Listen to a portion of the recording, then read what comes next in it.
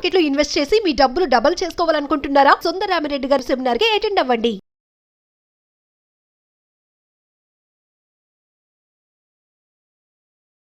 నమస్కారం సుందరరామిరెడ్డి గారు. నమస్తే సార్. సో అంటే రీసెంట్గా వచ్చేటువంటి న్యూస్ కనుక మనం చూస్తే అంటే ట్రంప్ తీసుకున్నటువంటి ఒక్కొక్క డెసిషన్కి ఎక్కడెక్కడ ఏ విధంగా ఎఫెక్ట్ అవుతుందో అనేటువంటి దాని మీద చాలా ఒపీనియన్స్ ఉన్నాయి. అంటే మిక్స్డ్ ఒపీనియన్స్ ఉన్నాయి. ఏ విధంగా ఉండబోతుంది, కొంత యాంగ్జైటీ కూడా ఉన్నాయి. అందులోనూ ఫార్మా ఇండస్ట్రీ మీద అయితే ఖచ్చితంగా ఉంది. అంటే ఏ విధంగా ఉండబోతుంది, టారిఫ్ కానీ అవి కానీ ఏ విధంగా ఉండే అవకాశం ఉంటుందని దాని మీద. సో ఎలా ఉండొచ్చు అంటారు అసలు? 24 hours బ్యాక్ ట్రూత్ సోషల్ మీడియాలో అనౌన్స్మెంట్ చేశారండి. అండ్ ఈసారి జెనరిక్ డ్రగ్స్ మీద టార్గెట్ పెట్టాడు. ఇప్పటిదాకా జెనరిక్ డ్రగ్స్ మీద 0 ట్యాక్స్లు ఉన్నాయి అమెరికాలో. ఎందుకంటే అవి చాలా తక్కువ రేటుకి అమ్ముతారు కాబట్టి.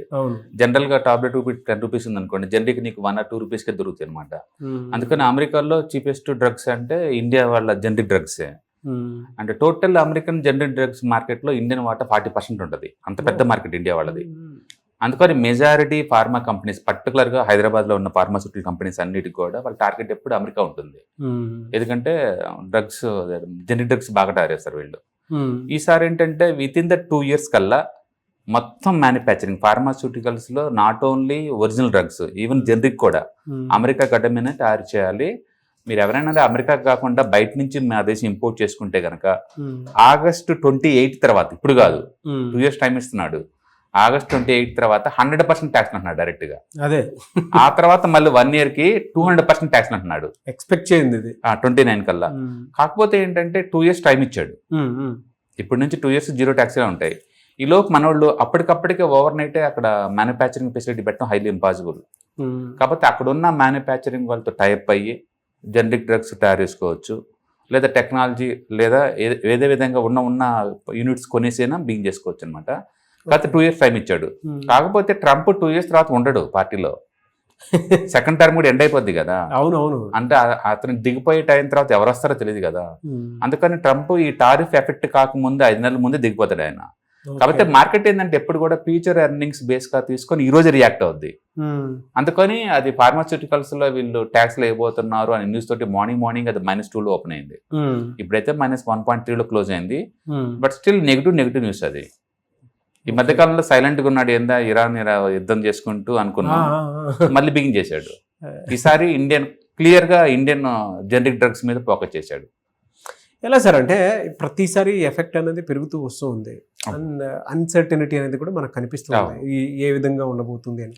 బట్ ఇక్కడ మనం గమనించాల్సింది ఏంటి అసలు ఈ టైంలో ప్రపంచవ్యాప్తంగా ప్రతి చోట ఏంటంటే ఒకప్పుడు గ్లోబలైజేషన్ ఓపెన్ మైండ్ తో ఉండి ఒక దేశం ఉండి ఇంకో దేశం హెల్ప్ చేసుకోవటాలు అవన్నీ ఉండేదండి.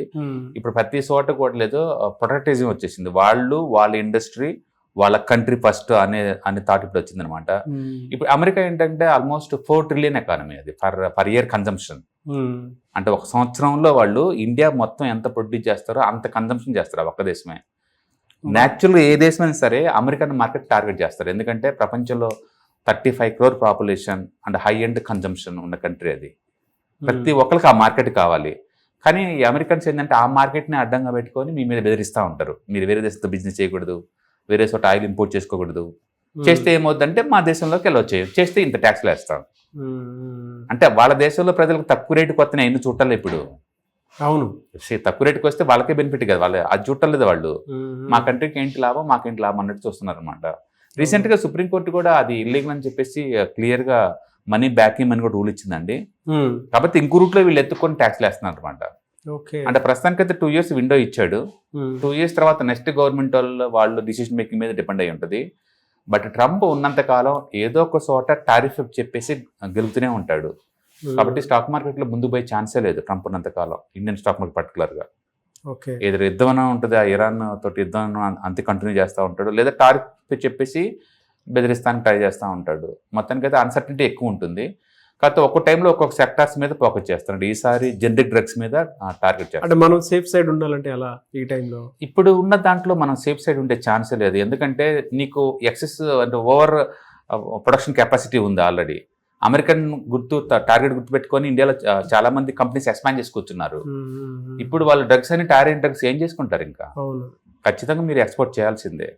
ఎక్స్పోర్ట్ చేస్తే ఏమవుతుందంటే 100% ట్యాక్స్ అంటే ఉన్న మ్యానుఫ్యాక్చరింగ్ రేట్ మీద మళ్ళీ ప్లస్ 100% రేట్ ఎక్కువ అమ్మేసి ఆ 100% గవర్నమెంట్ ట్యాక్స్లో కట్టాలి అక్కడ. అయితే మనలోకళ్ళే టార్గెట్ కాదు, ప్రపంచవ్యాప్తంగా జనరిక్ డ్రగ్స్ మొత్తం మీద టార్గెట్ కాబట్టి ఈవెన్ వాళ్ళు 100% ట్యాక్స్ వేసినా సరే ఇంత తక్కువ రేటుకి ప్రపంచంలో ఎవరు అమ్మరు. ఓకే, ఇక్కడ మనం చూస్తున్నాం జనరిక్ డ్రగ్స్ ఎంత అంటే 80% డిస్కౌంట్లో దొరుకుతాయి బయట. ఈవెన్ అమెరికాలో కూడా అంతే. అది కాబట్టి వాళ్ళు ట్యాక్స్ వేసినా సరే స్టిల్ అవి బిజినెస్ చేస్తాయి. కాబట్టి జనాలు ఎమోషనల్గా ఫీల్ అయ్యి అదేదో ఫార్మాస్యూటికల్స్ మీద ఎఫెక్ట్ కాబోతుందని మనం పెయిన్ అవ్వాల్సిన పని లేదు. అండ్ మోరోవర్ 2 years తర్వాత అప్పటికల్లా గవర్నమెంట్ ఎన్ని పాలసీలు మారుస్తారో మనకే తెలియదు. రెండోది ఈలోపు వీళ్ళు కనుక అక్కడ లోకల్ మ్యానుఫ్యాక్చరింగ్ ఏదైనా టేక్ ఓవర్ చేసేసి అక్కడ నుంచి ప్రొడక్షన్ చేశారనుకోండి, ఈ టారిఫ్ కూడా లేదు కదా. అవునవును సార్. అందుకని ఫ్యూచర్లో అంటే దీని మీనింగ్ ఏంటంటే సెక్టార్ మారబోతుంది అనమాట. ఇప్పుడు దాకా ఇండియా నుంచి మ్యానుఫ్యాక్చరింగ్ చేశారు, ఇక ముందు రోజుల్లో ఎంతో కొంత అమెరికాలో సెటప్ చేసేసి అక్కడ నుంచి మ్యానుఫ్యాక్చరింగ్ చేస్తారు. దాని మీనింగ్ అది. ఏదైనా కానీ వరల్డ్ వైడ్గా ట్రంప్ వచ్చిన తర్వాత బెదిరిచ్చైనా సరే అదిలిచ్చైనా సరే వాళ్ళ దేశంలో మ్యానుఫ్యాక్చరింగ్ పెట్టేలా చూస్తున్నాడు. అది నాట్ ఓన్లీ ఫార్మా అండి, ఈవెన్ ఐటీ చూసుకున్నా, ఫినాన్స్ చూసుకున్నా, అన్ని ఇండస్ట్రీస్ అంతే ఉన్నాయి. బట్ గుర్తుపెట్టుకోవాల్సిందంటే అమెరికాలో వెరీ ఎక్స్పెన్సివ్ అక్కడ ప్రొడ్యూస్ చేద్దాం అనుకుంటే ఏదైనా సరే. అందుకని అది గిట్టుబాటు అవుద్దంటే అవ్వదు. ఈవెన్ యాపిల్ కూడా అక్కడ మ్యాన్ పవర్ దొరక్క అక్కడ కాస్ట్ ఎక్కువ అయ్యి ఇండియాలో మ్యానుఫ్యాక్చరింగ్ చేర్చుకుంటున్నారు. కాబట్టి ఇప్పుడు రేపు ఎలక్ట్రానిక్స్ ఇంపోర్ట్స్ మీద ట్యాక్స్లు వేస్తామని వేసుకోమంటారు వాళ్ళు, ఎందుకంటే ఈ రేట్కి అక్కడ మ్యానుఫ్యాక్చరింగ్ అవ్వవు.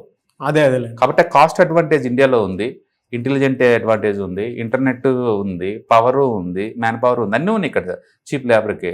కాబట్టి ఎండ్ ఆఫ్ ది డే ఈ పెరుగుతున్న మార్పు ఉన్న ఈ ప్రపంచంలో ఎంత లోయెస్ట్ కాస్ట్కు నువ్వు ప్రొడ్యూస్ చేయగలిగితే అది నీ ఎడ్జ్ అనమాట. అందుకని ట్యాక్స్ల పేరు చెప్పేసి బెదిరించినంత మాత్రాన మార్కెట్ దానికి సరెండర్ అవుద్దంటే అవ్వకపోవచ్చు పూర్తిగా. బట్ ఎంతో కొన్ని మ్యానుఫ్యాక్చరింగ్ అయితే వస్తాయి కదా. అవునవును. బట్ వచ్చినా సరే ఇండియా రేట్కి అయితే వాళ్ళు ప్రొడ్యూస్ చేయలేరు, ఈవెన్ వాళ్ళ 100% ట్యాక్స్లు వేసినా సరే. ఎందుకంటే ఇక్కడ యావరేజ్ శాలరీ వచ్చేసరికి 25,000 అలా ఇండియాలో, అది అమెరికాలో వచ్చే యావరేజ్ శాలరీ వచ్చేసరికి నీకు 1 lakh ఉంటుంది. ఆ వేజ్ డిఫరెన్స్ నువ్వేం చేయలేవు ట్యాక్స్లు పెంచినా సరే. అందుకని అన్నిట్లో అది పనిచేయదు. ఫుట్వేర్ ఉందనుకోండి, నువ్వు అక్కడ ఇండస్ట్రీ తీసుకెళ్తే నీకు మ్యాన్ పవర్ ఎవరు దొరుకుతారు అక్కడ? అవునవును. అమెరికన్స్ ఫుట్వేర్లో వర్క్ చేస్తారని అనుకుంటున్నారా? అన్ని ఇండస్ట్రీ వర్క్ చేయరు. కొన్ని ఐటీ, కొన్ని హై ఎండ్ శాలరీస్ అయితే వర్కౌట్ అవుతాయేమో కానీ, అంటే ఇలాంటి ఫార్మాస్యూటికల్స్ వర్కౌట్ అవుతుంది నేను అనుకోవట్లేదు. బట్ ఎనహో కొన్ని వెళ్తాయి, కొన్ని ఇండస్ట్రీ వెళ్తే వాళ్ళు అనుకున్న ఆబ్జెక్టివ్ నిలబెడుద్ది. ఈ పొలిటికల్ లీడర్లకి ఏంటంటే లోకల్గా ఎన్ని జాబ్స్ క్రియేట్ చేస్తాను అనేది ఇంపార్టెంట్ తప్ప అది ఎంత ఎక్స్పెన్సివ్ తోటి పబ్లిక్ ఎంత సఫర్ అవుతుందో చూడరు. 35 కోట్ల మందికి పబ్లిక్కి దట్టి చీప్ రేట్ తోటి ఇండియా ప్రొడ్యూస్ చేస్తుంది. నువ్వు దీనికి వెళ్ళాల్సిన అవసరం లేదు. అవును, ఖచ్చితంగా మ్యానుఫ్యాక్చరింగ్ అమెరికాలో పెట్టంటే మ్యాన్ పవర్ ఎక్కడి నుంచి ఇస్తావు నువ్వు? ఇండియన్ శాలరీస్కి అయితే అక్కడ ఎవరు వర్క్ చేయరు కదా. అందుకని అక్కడ cost of living cost production cost కూడా ఎక్కువ ఉంటుంది అక్కడ. కాకపోతే ట్రంప్ ఉన్న ప్రత్యేకత ఏంటంటే అదిరిచ్చి బెదిరిచ్చేసి ఏదో ఒకటి నెగ్గించుకోవాలని ట్రై చేస్తూ ఉంటాడు. బట్ మనం గుర్తుపెట్టుకోవాల్సిందంటే విత్ ఇన్ ద 2 years కల్లా ఆయన పదవే ఉండదు. ఆయన పదవి అయినప్పుడు వచ్చిన గవర్నమెంట్లు వాళ్ళు చూసుకుంటారు. కాబట్టి మార్కెట్ అంతగా ప్యానిక్ గురయ్యి అమ్మాల్సిన అవసరం లేదు. అంటే రెండోది ఫార్మాస్యూటికల్ ఇండస్ట్రీ లాస్ట్ 1 monthలోనే 7% పెరిగింది ఇండియాలో. అదే టైంలో నిఫ్టీ -1 లాస్ట్ 1 monthలో. అంటే నిఫ్టీతో పోల్చుకుంటే ఫార్మాస్యూటికల్ ఎక్కువ ప్రాఫిట్ ఇచ్చింది. ఆల్రెడీ ప్రాఫిట్ ఇచ్చింది కాబట్టి ప్రాఫిట్ బుక్ చేసుకుని ఉండొచ్చు, అదొక రీజను. రెండోది బ్యాడ్ న్యూస్ ఒకటి ఉంది, ఇదొక రీజను. అండ్ వరల్డ్ వైడ్గా గత 2 days నుంచి మార్కెట్ అంత బాగలేదు, దానివల్ల కూడా ఉండొచ్చు. మొత్తానికి ఓవరాల్ ఈరోజు అంటే ఫార్మాస్యూటికల్ ఇండస్ట్రీ బాగా డౌన్ అయింది. అండ్ క్లోజింగ్ కల్లా 1.5% మైనస్లో క్లోజ్ అయింది. అండ్ ట్రంప్ మేజర్ అది మోటివ్ అయితే మాత్రం 2 seconds ప్రాఫిట్ బుకింగ్ అవ్వాలి అనమాట. చూద్దాం, అంటే ఊహించిన పరిణామాలు ఇవన్నీ ఏ విధంగా ఉంటాయనేది మీరు ఒక రియాలిటీని మాత్రం అర్థమయ్యేలా చెప్పారు. Thank you so much Sundaramireddy గారు. హాయ్, 1 day క్లాస్ రూమ్ ఎన్విరాన్మెంట్లో ఆఫ్లైన్ వెబినార్ జరగబోతుంది. అండ్ ఇంట్రెస్ట్ ఉన్న పార్టిసిపెంట్స్ ఈ కింద స్క్రోల్ అవుతున్న నెంబర్కి రింగ్ చేసుకొని సీట్ బుక్ చేసుకోండి. దీంట్లో ETFs, index funds and mutual funds మీద completely and hand holding experience మీకు ప్రొవైడ్ చేయబడుతుంది. దీని ద్వారా ఏంటంటే మనం ఎసెట్స్ని స్టాక్ మార్కెట్లో ఎలా మేనేజ్ చేసుకోవాలి, ఎలా గ్రో చేసుకోవాలి, ఎలా ప్రొడక్ట్ చేసుకోవాలో అంటే ప్రాక్టికల్గా నేర్చుకుంటారు. కాబట్టి ఇంట్రెస్ట్ ఉన్న పార్టిసిపెంట్స్ కింద స్క్రోల్ అవుతున్న నెంబర్కి పింగ్ చేసి సీటు రిజర్వ్ చేసుకోండి. Thank you.